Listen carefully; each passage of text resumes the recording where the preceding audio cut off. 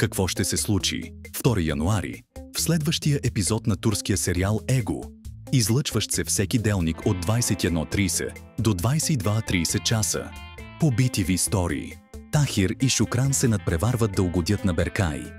Елиф се появява в имението и казва на Тунджай, че приема предложението да се грижи за Беркай. Бегюм намеква на Елиф, че мъжът и Бимеши е хвърлил уку. Елиф се обижда. Ерхан отива в дома на Сибел, защото тя не си вдига телефона. Той смята, че Елиф е изгубила доверието си в него заради казаното от Тунджай.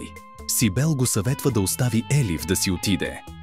Бегюм и Тахир разбират от Беркай, че майка му е била жена за забавление. Есин кани Тахир да закусят заедно. Ерхан води пияния Арда до дома му, но Елиф не го пуска да влезе.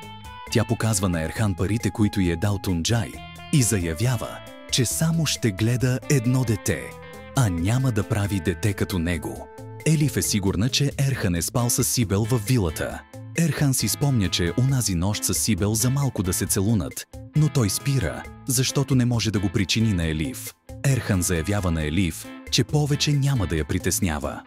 Севал и Тансел казват на Сибел, че модната й марка не е на загуба, както твърди Тунджай. Елиф се настанява в къщата на Кураслан, за да работи като детегледачка на Беркай. Момичетата се смеят на Беркай, защото се е напишкал в леглото. Той им вика да се махат, а Бегюм му се кара, защото повишава тон на дъщерите и Сибел. Разказва на Ерхан за манипулациите на Тунджай, но Ерхан вече не иска да се занимава с нея. Казва на Сибел, че ще й върне парите и няма да изпълни договора. Сибел му напомня, че ако не изпълни договора, ще има последствия. Той отговаря да прави каквото иска. Тахир предлага на Есин да се настани в някой от хотелите му, а също и предлага работа в компанията му. Ерхан е арестуван.